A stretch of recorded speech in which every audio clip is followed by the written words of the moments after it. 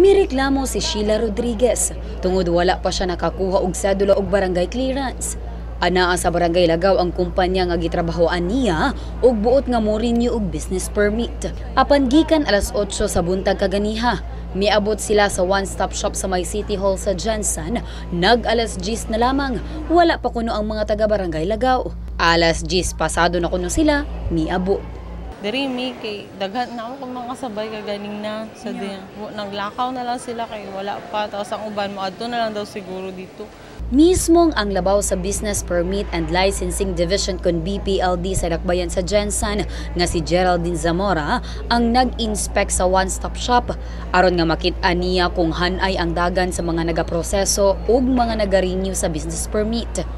Apan iyang namatikdan nga pasado alas 9 na, apan ang ubang mga barangay ang wala pa'y personahe sa ilahang mga lamesa. Hindi tayo pwedeng maghintay para lang maka-issue ng business permit, no? Bisan pa man nga anaa na sa one-stop shop ang iyahang mga personahe. Matod ni Kapitan Alvin Veneracion sa Barangay Dajanga South nga iya gayod nga gimanduan ang mga empleyado nga sayo moadto sa City Hall. Yes, so 8 o'clock dapat, 8 to 5 na sila dito. Ug well, as usual, no lunch break policy. Ginahatod na mo sila pagkaon dito ug mga snacks sila dito.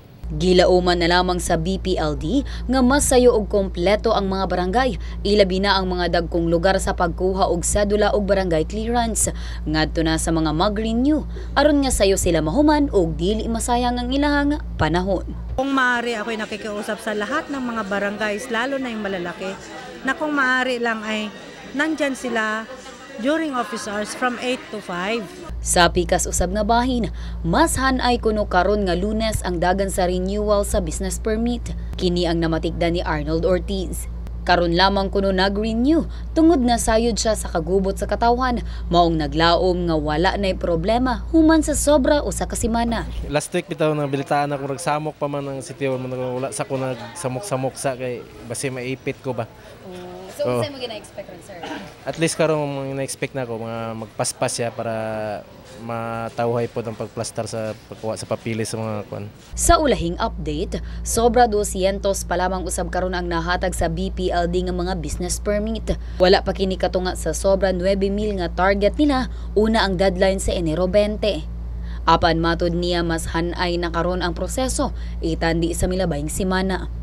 May mga changes kasi tayong na-introduce. So, nung the first few days nagkalituhan, pero ultimately, mas napahapsay ang ating proseso.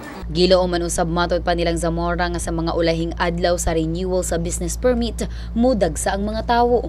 Pero ang pag-process naman natin tuloy-tuloy. Ang importante lang na makabayad sila before January 20 midnight. Otherwise, maka-process pa rin naman pero may surcharges and penalties. Sa kasamtangan, wala na kunoy na sinatian nga dakong kakulian ang pagproseso sa business permit. Gilauman nilang unta kini magpadayon. Abi Lorenzo, Brigada News.